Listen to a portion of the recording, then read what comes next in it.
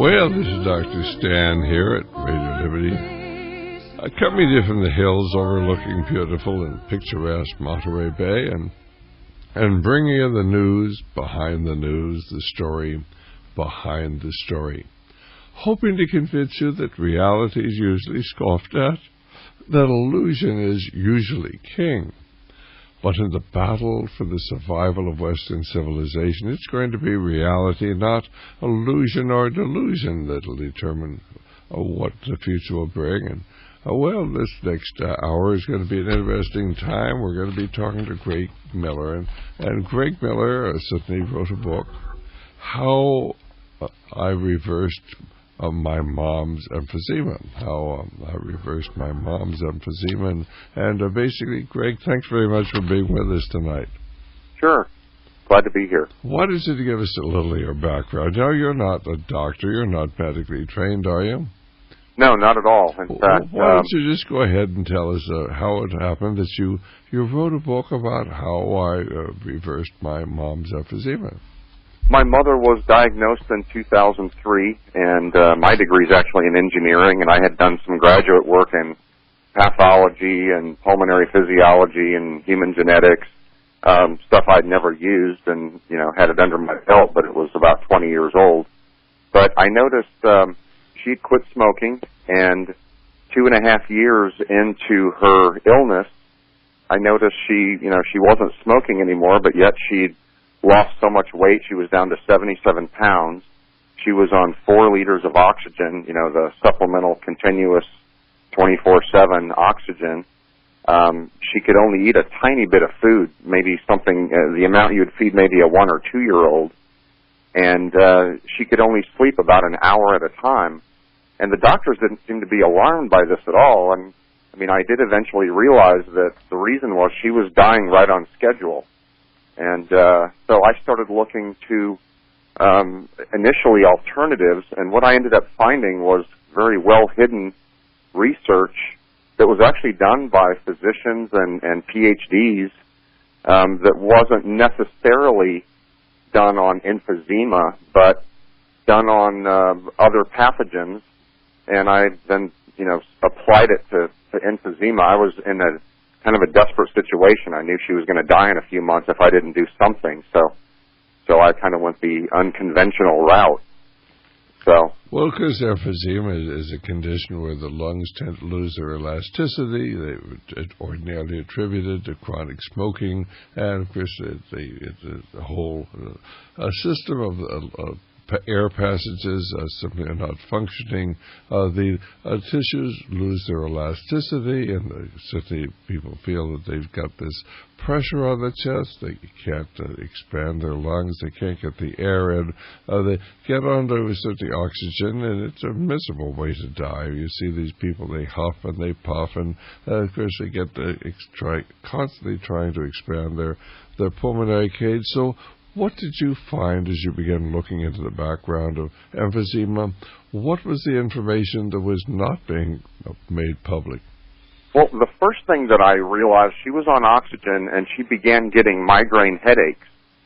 And I took her to her primary care physician.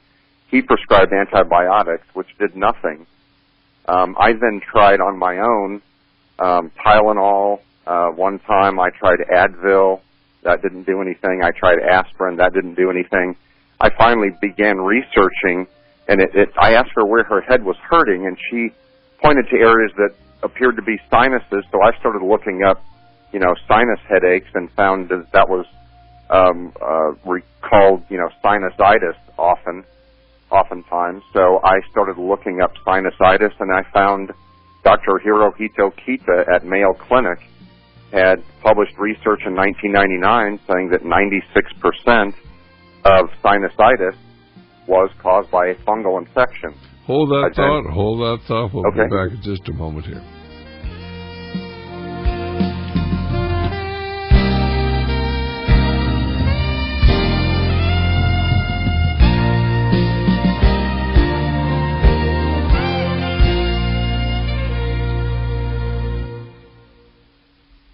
All right, Greg. Well, you were just saying that, of course, you found out that certainly a very responsible physician had pointed out that the vast majority of headaches, certainly of sinusitis type of headaches, was coming from a fungal infection. So, well, what do you do for a fungal infection?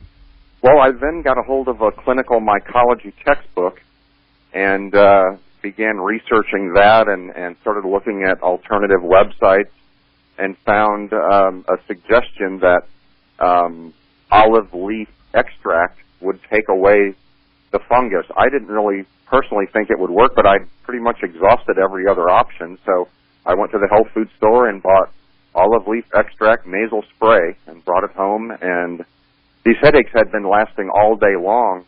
My mom squirted 2 squirts in each nostril, and about 15 minutes later, she came walking out of her bedroom and said the headache's gone. So I was pretty amazed that something that easy would take it away, and even more surprised that her doctor was prescribing antibiotics and had never heard of Dr. Kita or his research. Well, I think you have to understand how medicine works, Greg. Of course, you go to your meetings, and of course, you get these experts up there, and they talk. And now, of course, I've been around for 50 years. I graduated from medical school. Well, we're going to have our 60th anniversary of graduation from medical school in next April. But I go to these medical meetings, and they're saying the same things today that they said 50 years ago in medicine. And this is the way that it's done. You're not supposed to challenge it. You're just supposed to go along with it. And, of course, drug companies are not necessarily interested in getting anybody cured. After you get cured, why, of course, they're not going to use your medication. And with our people working within organized medicine who have a different world vision of what the world should be. And, unfortunately, the doctor is trapped in a system that he has no control over. So anyway, of course, I think it's fascinating.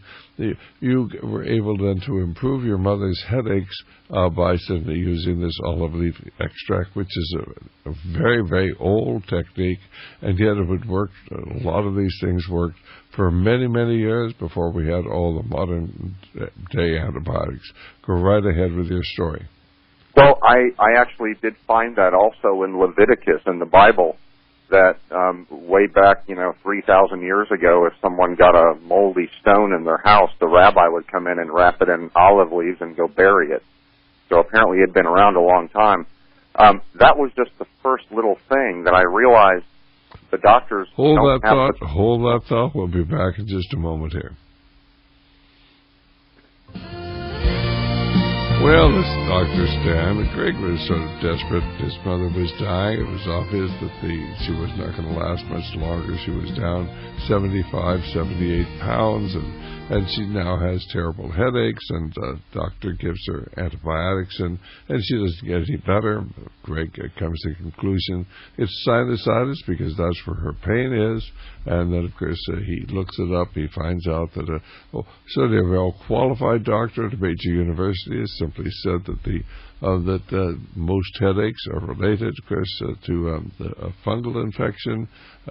Greg looks up, finds out the fungal infection will respond to olive oil extract, olive leaf extract, gets it from the health food store, a couple of squirts of that, and 15 minutes later, his mother's headaches are gone. Did they come back again? They did recur.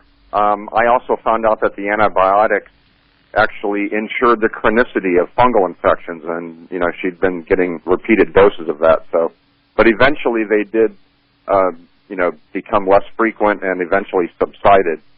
But I also found I started looking elsewhere. Then I realized the doctor didn't have enough time to do all the research. I found research at University of Nevada School of Medicine, directed by Dr. Hunter, and it was cancer research. And they were taking all the sugar out of the people's diet, claiming that cancer cells had 90-plus receptor sites on each cell, and the first thing they were doing was beginning to starve the cancer. And I thought, it seems like something is growing in her lungs, whatever pathogen that is. Maybe it eats sugar too. Maybe taking the sugar out of her diet will help. Like I was saying, I was pretty desperate at this point. So I did that, and 2 weeks later, she had actually improved. The improvements were small and very subtle, but but they were nonetheless there. And I think it's important that people understand that sugar, now, I like sugar, but basically it lowers your immune response and it makes you more susceptible to both infections and to cancer. And you have to understand that. So you should really limit your sugar intake because, of course, if you do that, it will really help your body to have the ability to deal with infection and, of course, to deal with cancer. Go right ahead. Another thing Dr. Hunter was doing in the research out at University of Nevada School of Medicine for cancer was he was giving the patients a micronized beta-glucan, beta-1316-glucan, and that was amplifying their immune response. Along with that, he gave them proteolytic enzymes, which tore away the protective protein covering on the cancer cell. So I got both of those from my mother and gave them to her. And there again, we had some more incremental changes that were improvements in her health and her breathing. Excuse me. By that point, we had gone for about a month and a half, and she was actually down to 3 liters of oxygen instead of being on 4 and gasping for air. I didn't realize it at the time, but she had gained 6 pounds. She was eating more food. She was sleeping, 2 or 3 hours at a stretch instead of 1 hour. So she was improving, but very small improvements over time. So I kept researching, and I found N-acetyl L-cysteine. I found out that mucus had lots of sulfur, and the sulfur atoms formed disulfide bonds, and this NAC would break the disulfide bonds. And about 600 milligrams of it would liquefy the mucus, so she could cough it up and spit it out. Otherwise, I would hear her coughing and hear it rustling around in her lungs, but she could never cough it up. And she would always take Mucinex, which just dried it up in her lungs and left that residual in there, and I think that was the reason for all of the secondary infections that caused her to need more prescriptions for antibiotics. So the NAC made another improvement, allowed her to breathe a little better. The exacerbations almost went away. She was waking up every hour before I started the diet even, a few months earlier. About every hour she would wake up. So I was making a pot of coffee at night, staying up all night so I could check on her every 10 or 15 minutes, until she woke up the next morning.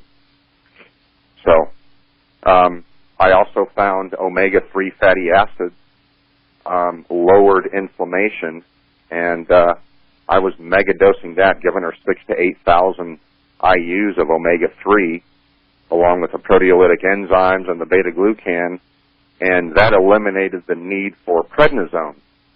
I had watched her watch the disease really progress. It seemed like it was accelerating during a 12-month period where she had 3 or 4 prescriptions for prednisone and 7 for antibiotics. During that 12 months, she really went downhill, and it was put in her medical record, end-stage emphysema, at the end of that year. So I knew we were at a very critical time, that we had to do something or she was going to die. I didn't really think any of this stuff was going to work. I thought she was going to die, but I thought, I've got to try something, So, and I was very amazed that everything started working. I mean, I ended up doing about 6,500 hours of research over the 3.5 years.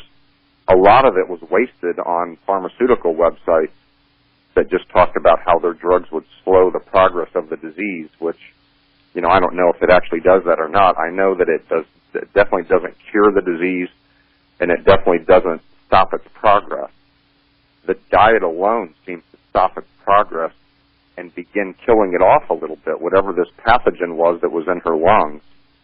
So, before I even gave her any of the supplements or found any of them, she seemed to be improving, and so I just kept researching. I realized the doctors didn't have all the answers at that point. Her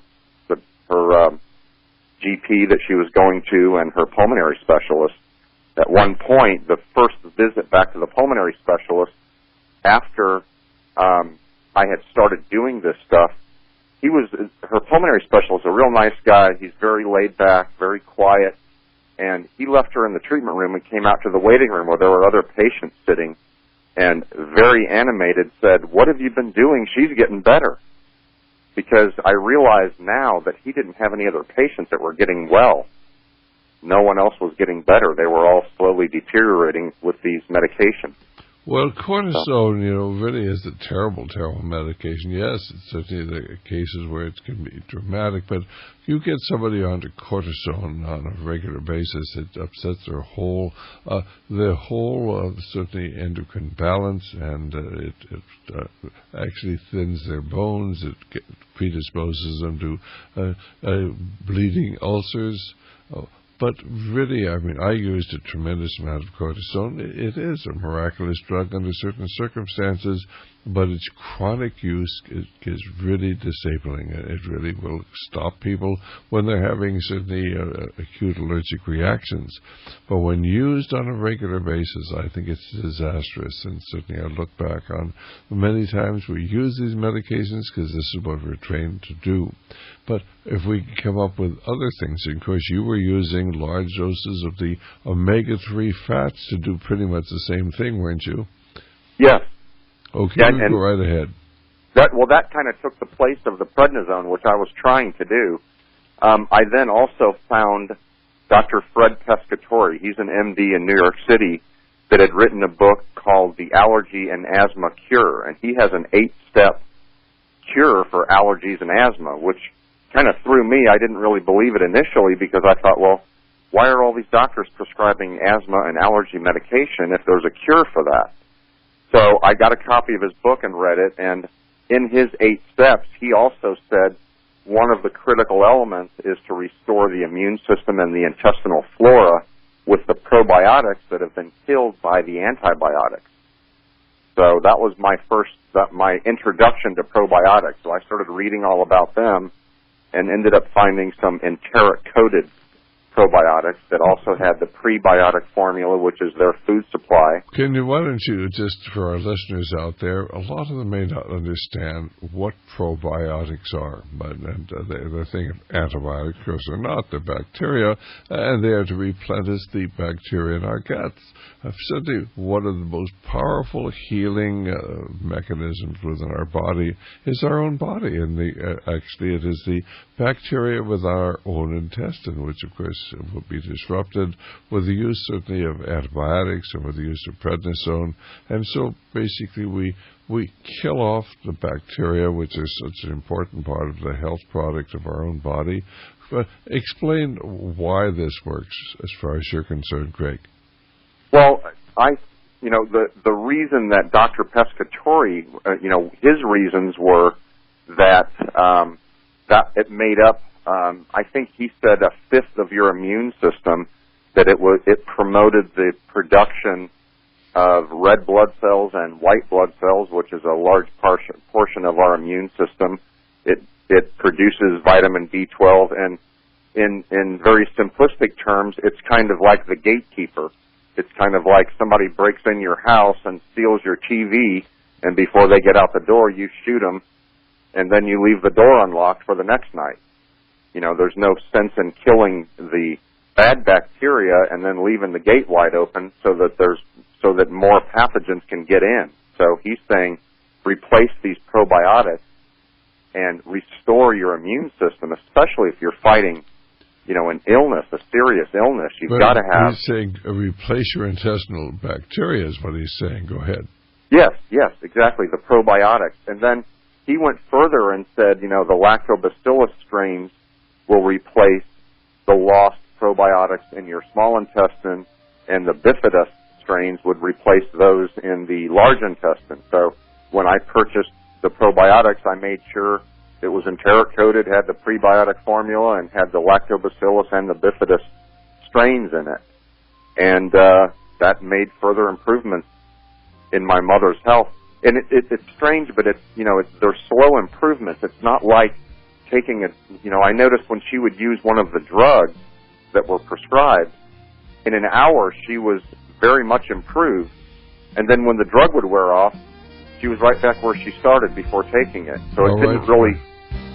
Well, certainly our guest is Greg Miller. His book is How I Reversed My Mother's Emphysema. We'll be back in just a moment right here at Radio Liberty. Greg, go right ahead. Well, that was the information I had gotten from Dr. Pescatore in his book.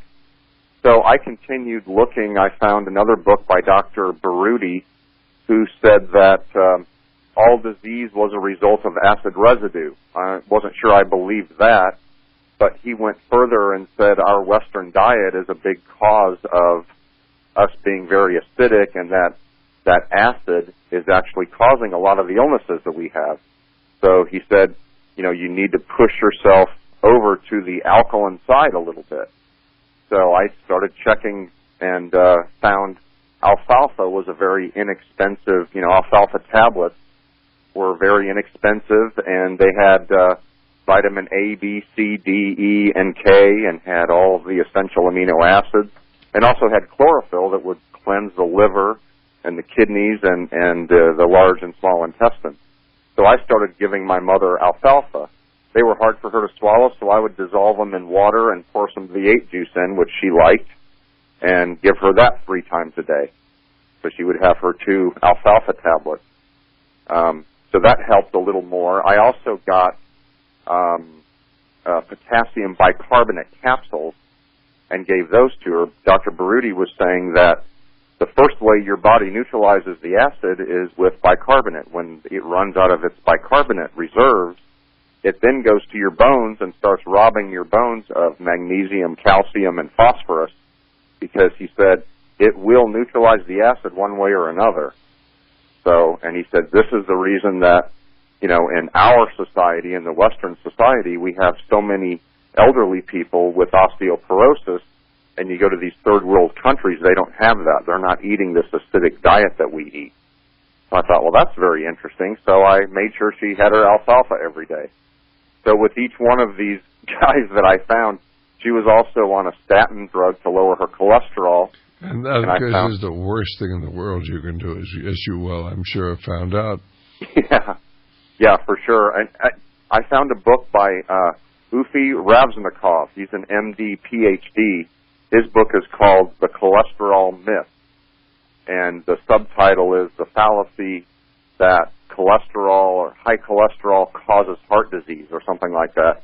And he shows how they actually arrived at that from statistical data, saying, this population eats this many cows with this much fat, and they have this many heart attacks.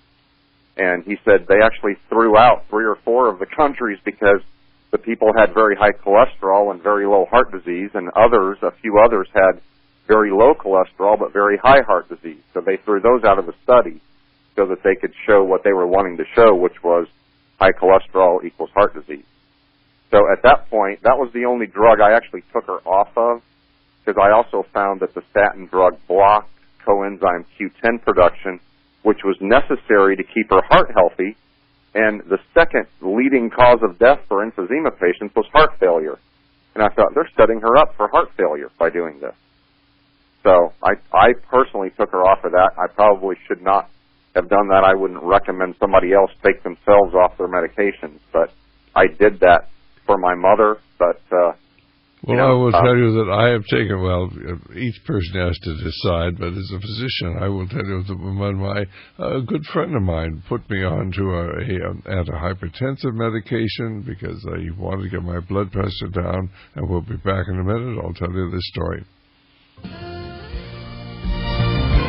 Well, this is Dr. Stan. I guess this is Greg Miller. We're talking about his book, How I Reversed My Mom's Emphysema.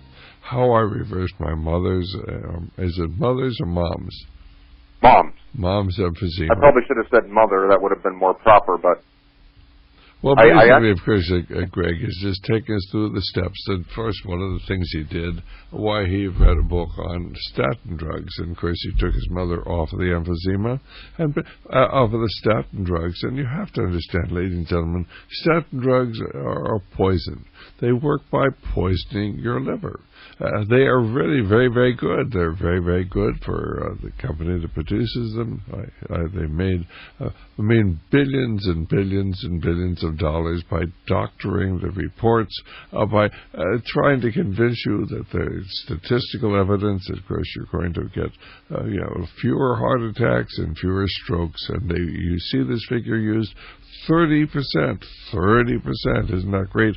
What they're really telling you, of course, is that if you took 100 patients and you put them on a placebo, why maybe 3% would develop a heart attack or a stroke.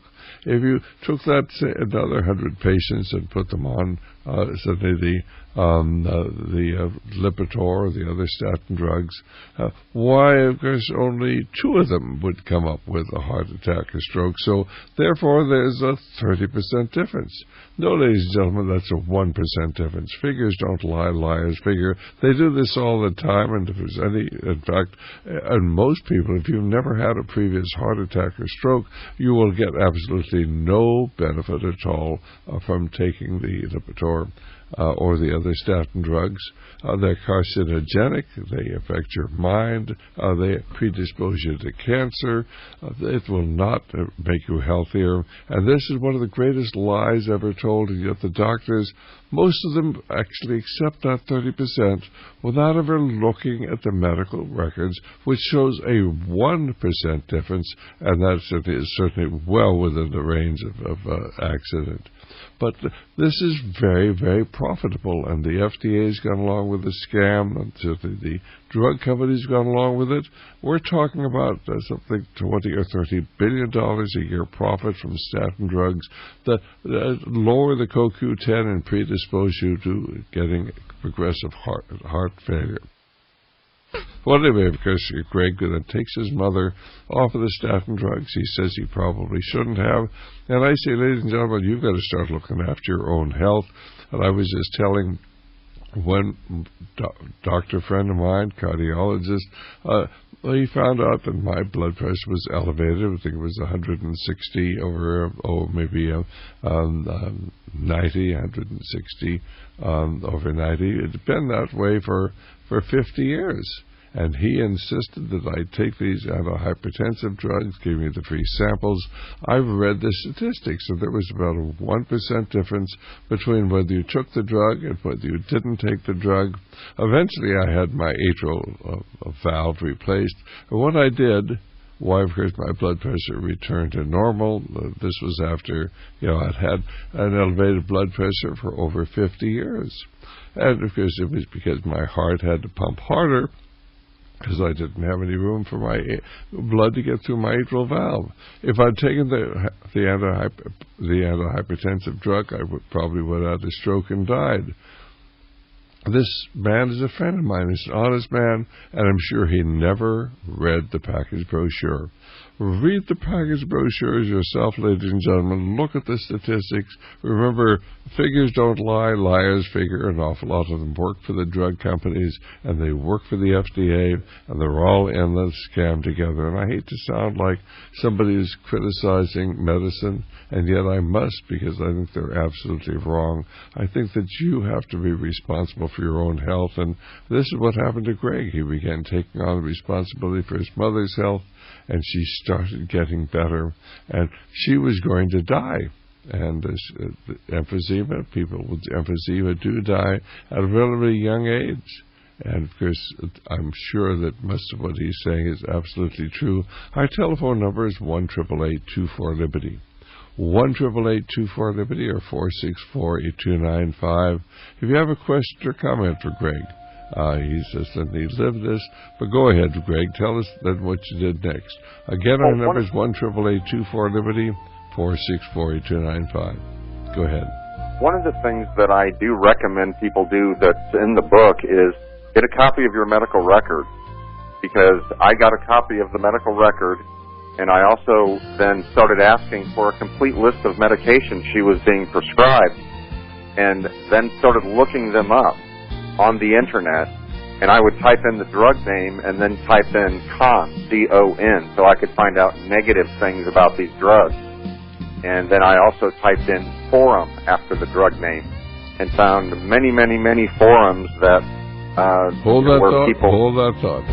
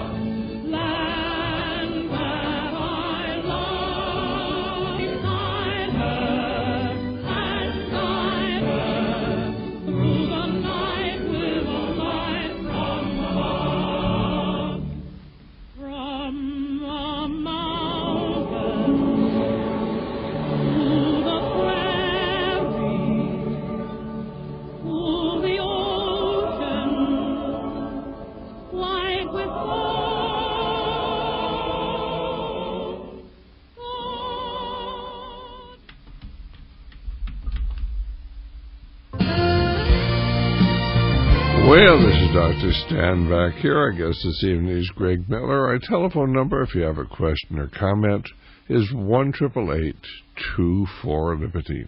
1-888-24-LIBERTY or 464-8295. And Greg has written the book, How I Reversed My Mom's Emphysema. How I Reversed My Mom's Emphysema. Greg, how can people get copies of your book? I have a website that's www.emphysema-treatments.com, and I do have the menu there.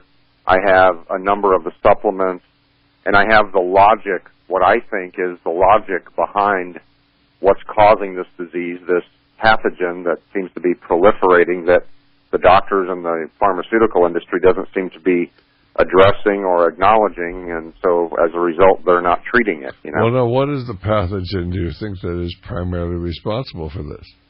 I suspect it's a fungus, but I've had so many people want to debate that with me, I started calling it an unknown pathogen. All these pathogens, apparently, that invade the body do have sugar as their food supply.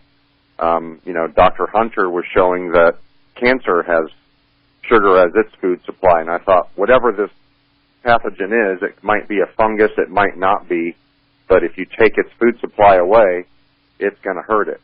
It's going to start dying off, or at least it's not going to be proliferating anymore, so it's not going to be progressing along. So. All right, fine. Well, now, basically, then you certainly got your mom off the statin drugs. What did you do next?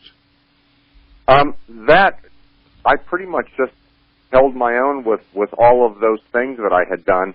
And, right at the very beginning, I had got a copy of her medical record, and that's why I recommend that right away in the book, is get a copy of your medical record, check out the drugs. I found that her primary care physician had her on 2 heart medications. So I immediately called them and said, why is she on 2? And they said, well, she was supposed to not be taking this one. She's supposed to be taking this other one. Yet they were still being filled at the same pharmacy.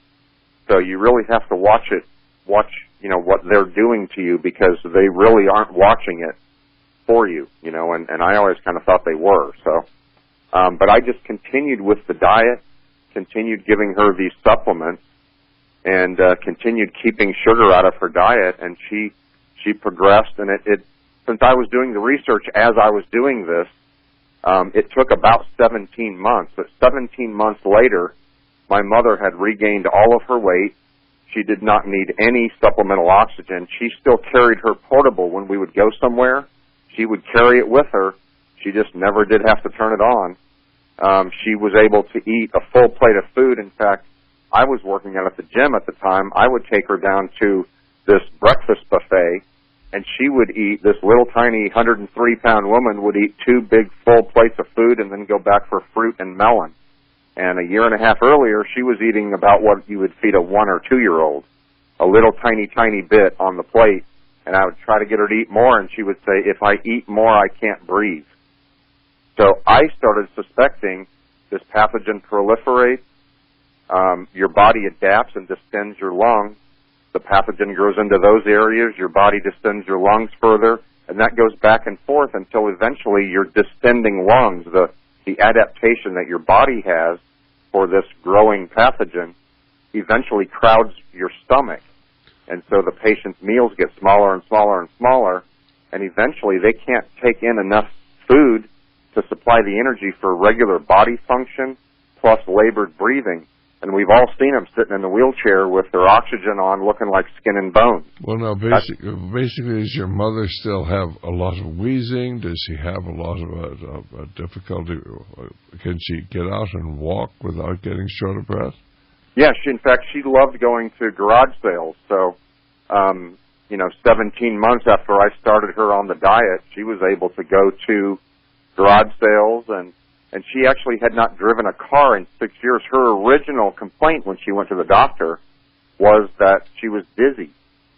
So he started trying all kinds of different medications and never could find anything that would work for her.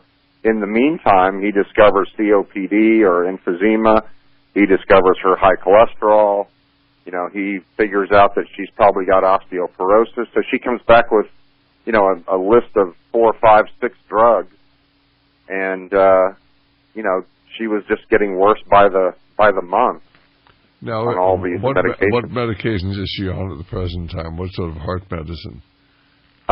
She isn't on any, actually, anymore.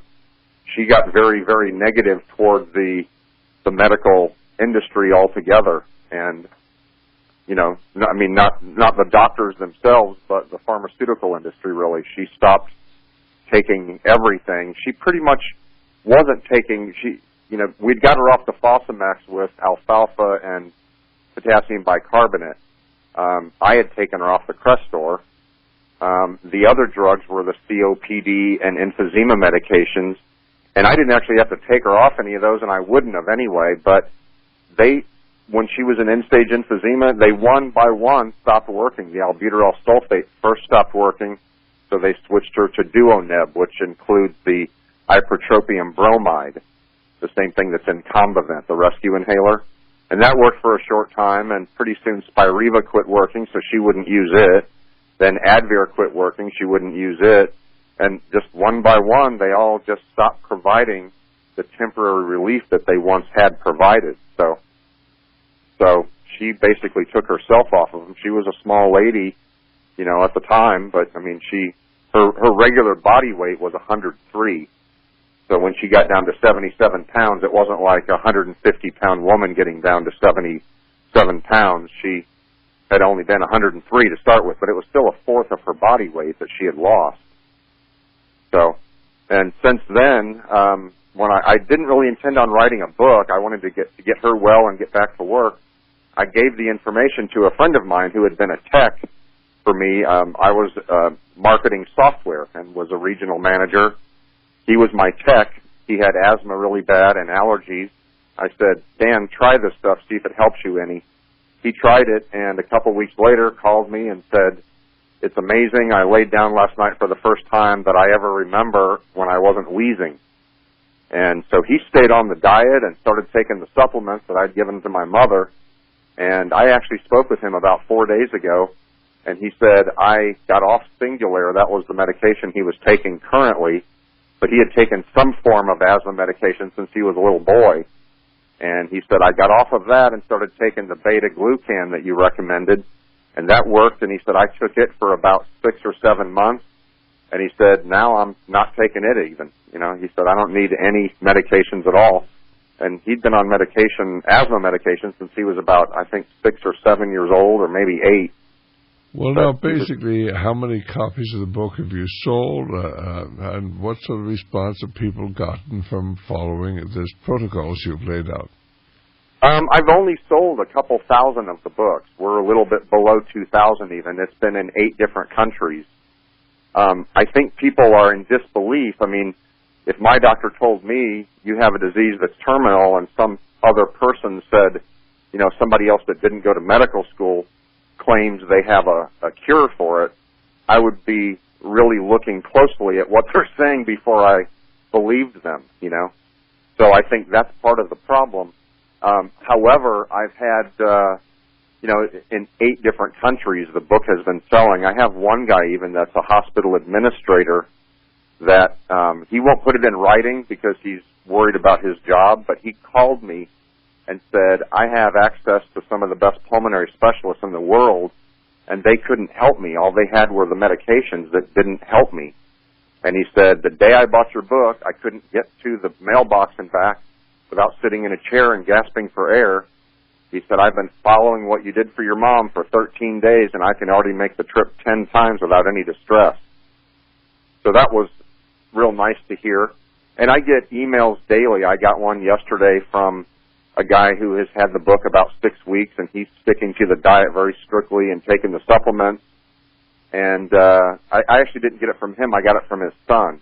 And his son was saying, we can already tell a big difference in his ability to breathe, and he's getting real excited because he had kind of accepted the fact that he was going to die from this disease, and now he has a whole new outlook because he now believes that he is going to survive it, because he's getting better almost daily from what his son was saying. Well, now, what about the olive leaf extract? Do you use that routinely, or is that just for the sinus headaches? That was just for the sinus headaches. It's a good antifungal. So when I was suspecting that it was a fungal infection, I started cycling these antifungals, and I found when I grabbed a clinical mycology textbook and found out that there's pathogenic fungi that are easier to get rid of, but then there's the other side, which are the opportunistic fungi, which actually get in and emulate human cells so they go undetected by your immune system. And they also adapt to these antifungals. So I would cycle them. I gave her caprylic acid for a month. That was one. I gave her apple cider vinegar for a month. And I kept cycling them, olive leaf extract. And eventually I got the doctor. I found an osteopath that would prescribe. When I actually wrote all this stuff down and took it in and actually printed out a file called What I Have Observed. And this is what I had observed over 2.5 to 3 years in her decline and then her recovery, or her almost complete recovery. Got him convinced to give her nystatin, which is a statin drug, but just for a month. That was supposed to be a good antifungal. And then after that, fluconazole, which is the generic for diflucan. And that one's real real scary because it has a tendency to elevate liver enzymes, so they're very reluctant to prescribe it. So I told them I would take her to the hospital lab and get her blood tested every week if they would provide it for her. So they did, and she actually had 6 weeks worth of fluconazole, and she got a hold of the bottle. I had it up on top of the refrigerator, and how she got that off of there, I really don't know because she can't reach up there. But she managed to get a hold of them and took them 6 days in a row, and it was supposed to be one a week.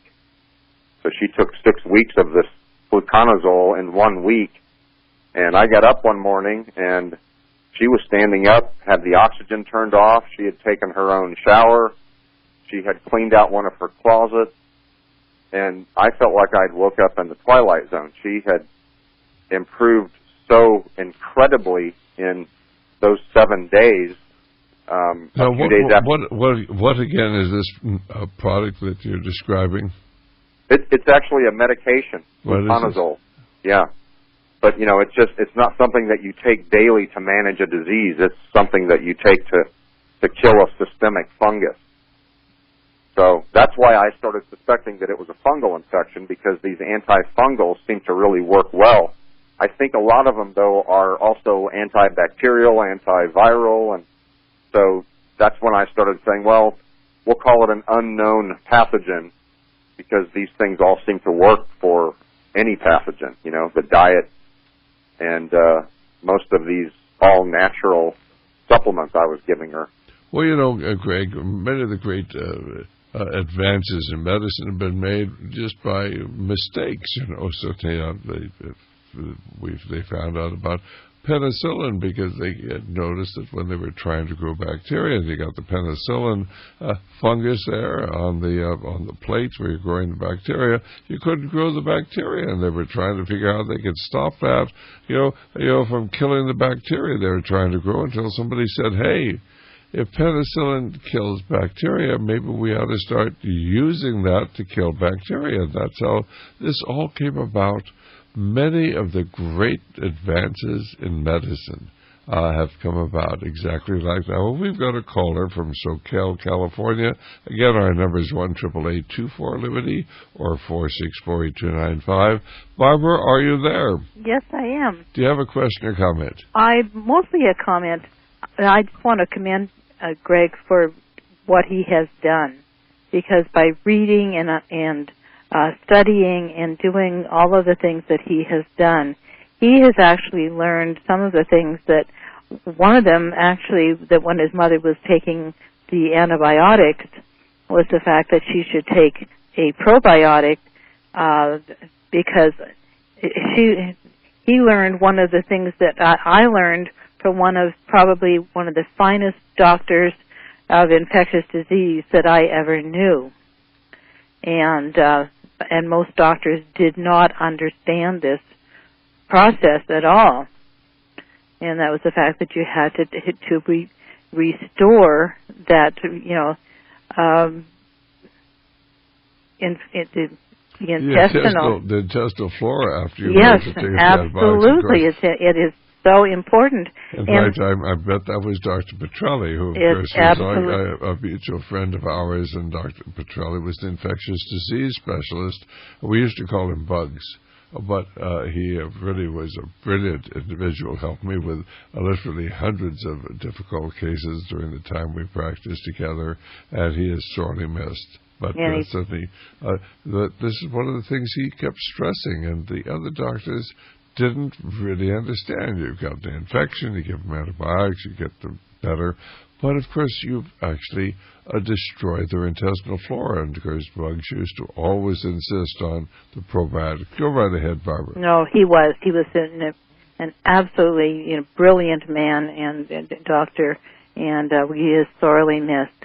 But also, Greg, thank you for when you said when you get the prescriptions, read the side effects. Well, the doctor will tell you, oh, there are no side effects.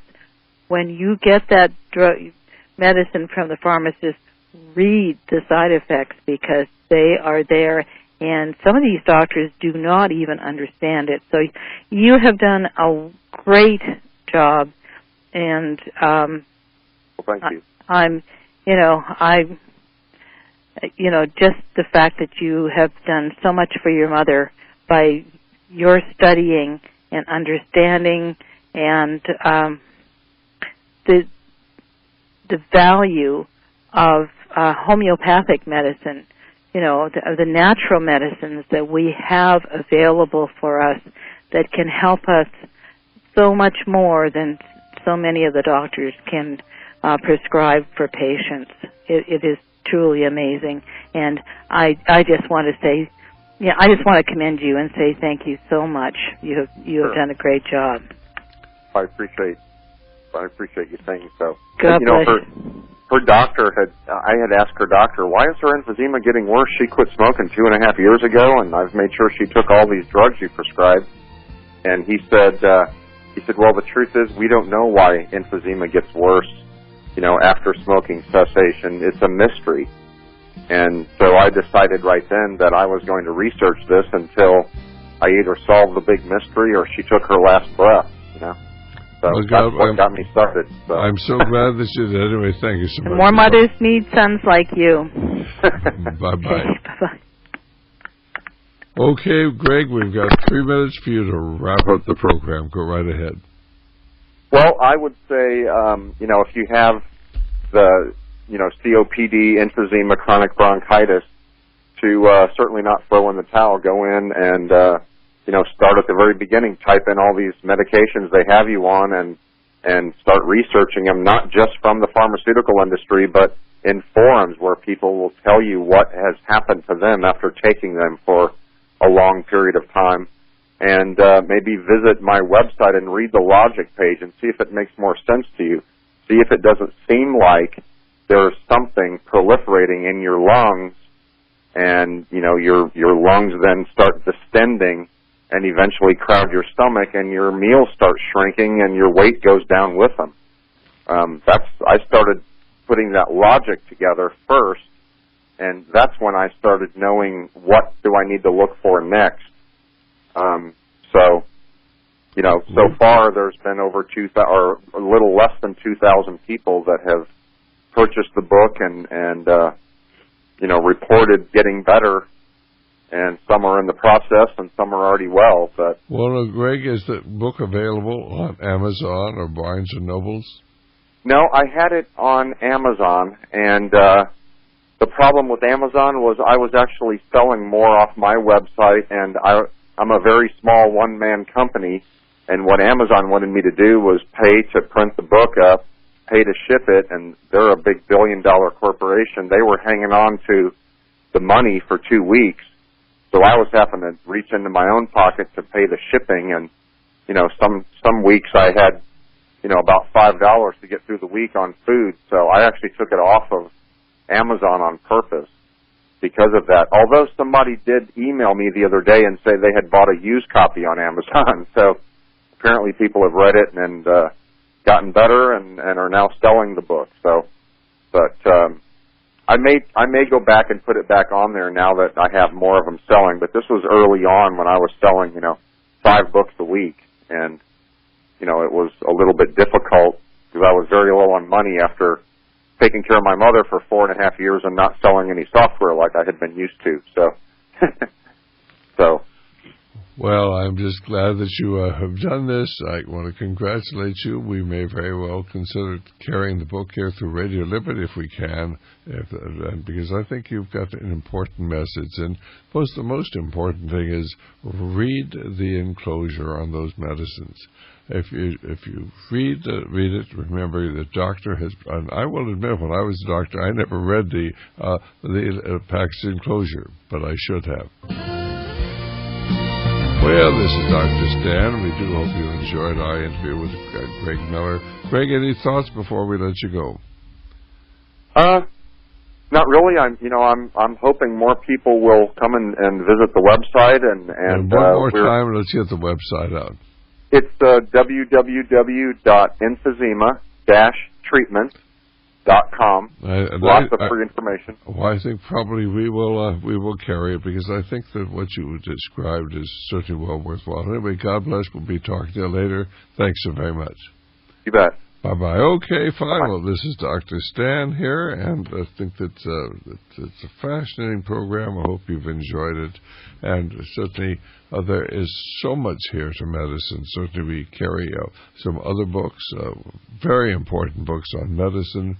Health and Nutrition Secrets Can Save Your Life. But as far as the treatment of emphysema, what Greg has come up with sounds very logical, and I really believe, of course, there are things that we really don't understand about emphysema, and he's probably right. There is some sort of a chronic infection there that keeps the lungs from healing themselves, and certainly what we need to do is begin looking at alternative treatments, and sometimes you have to take responsibility for your own health.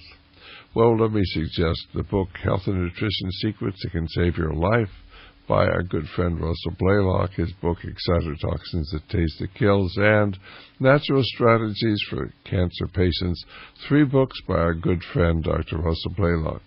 We have a 4-tape set called Life-Saving Secrets, either 4 tapes or 4 CDs by interviews with Dr. Russell Blaylock, and we have so much information on our website dealing with health and things that you need to know about cancer treatments, things you're not going to get through regular channels, the dangers of vaccinations, the dangers of mercury, the dangers of aluminum, the dangers of statin drugs. We've got a 4-tape set on statin drugs. These should have been outlawed long ago. Certainly we have a great book on magnesium. We've got a 4-tape set on magnesium. You should be taking a magnesium supplement. Most people are low on magnesium. I take it regularly, as does my wife, and it really helps with cardiac irregularities and many other things. Please, of course, go to our website, look at the various items we have, and remember our telephone numbers, 1-800-544-8927. If you don't have a computer, we'll be glad to send you a free catalog. But find out what is out there, and then, of course, be prepared to look after your own health. I will tell you that the whole healthcare delivery system is breaking down, and you're going to have to start being responsible for looking after yourself, because, of course, the prices are going to continue going up. The quality of care is going to fall until we get government out of medicine and get certainly doctors responsible for looking after their patients, and doctors who do not simply do what the FDA tells them to do, but will do what's best for their patients. Again, certainly our telephone number, if you'd like to reach us, is 1-888-24-LIBERTY. 1-888-24-LIBERTY or 464-8295. Our webpage is radioliberty.com. That's radioliberty.com. Certainly, if you'd like to understand that there is a conscious effort to kill off large numbers of people in America, organized, orchestrated, intentional, and certainly a place to understand that in our 4-tape set on statin drugs. You need to get, of course, my treatise on the population control agenda. It's available on our website, on the internet. Population control agenda, you need to get our talk on planned population reduction. It's a DVD, and another DVD called None Dare Call It Genocide. None Dare Call It Genocide. And then, of course, we ask you to go to our website, radioliberty.com. We ask you, of course, to tell others about our programs. We ask you to pray for America. We ask you to pray for revival. We ask you to pray for our leaders and ministers, but please pray for Radio Liberty, our provision and our protection.